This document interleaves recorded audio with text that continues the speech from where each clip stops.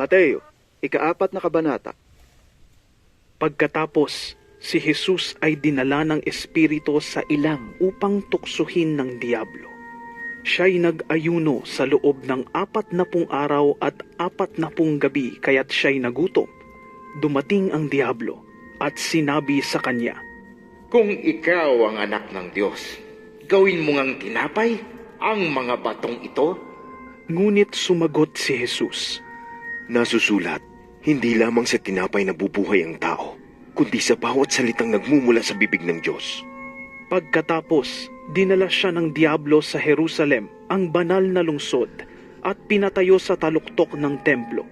Sinabi nito sa kanya, Kung ikaw ang anak ng Diyos, magpatihulog ka, sapagkat nasusulat, sa kanyang mga anghel, ika'y itatagubilin, at sa kanilang mga kamay, ika'y aalalayan nang sa mga bato, paamoy hindi masaktan. Ngunit sumagot si Jesus, Nasusulat din naman, huwag mong susubukin ang Panginoon mong Diyos. Pagkatapos, dinala siya ng Diablo sa isang napakataas na bundok at ipinakita sa kanya ang lahat ng kaharian sa daigdig at ang karangyaan ng mga ito. Sinabi ng Diablo sa kanya, Ibibigay ko sa iyo ang lahat ng ito kung magpapatirapa ka at sasamba sa akin.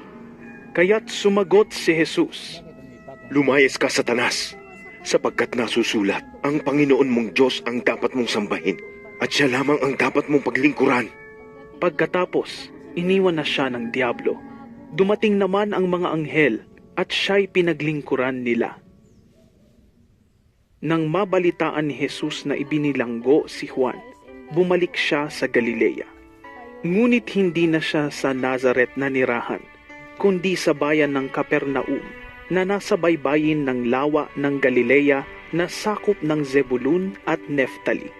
Sa gayon, natupad ang sinabi ni Propeta Isaias, Lupain ng Zebulun at lupain ng Neftali, daanang papunta sa lawa, sa ibayo ng Hordan, sa Galilea ng mga hentil. Ang mga taong nasa kadiliman ay nakakita ng maningning na ilaw. Sa mga nakatira sa lilim ng kamatayan ay sumikat ang liwanag. Magmula noon ay nangaral si Jesus.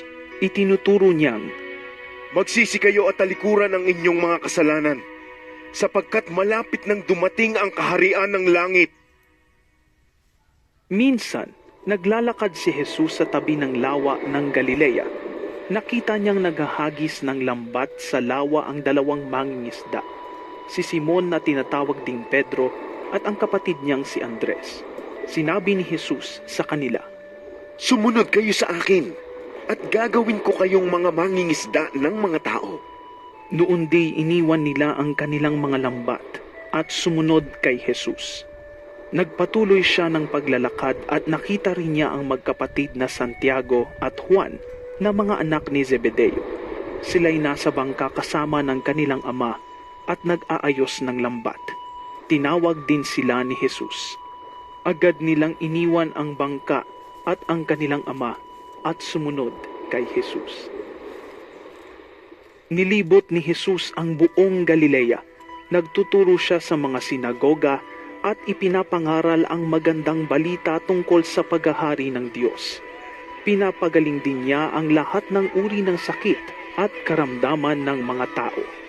Ang balita tungkol sa kanya ay kumalat sa buong Syria, kaya't dinadala sa kanya ang lahat ng may sakit at mga nahihirapan dahil sa iba't ibang karamdaman, mga sinasapian ng mga demonyo, mga may epilepsya at mga paralitiko. Silang lahat ay kanyang pinagaling. Dahil dito, sinundan siya ng napakaraming tao buhat sa Galilea, sa Decapolis, Jerusalem, Judea at maging sa ibayo ng Jordan.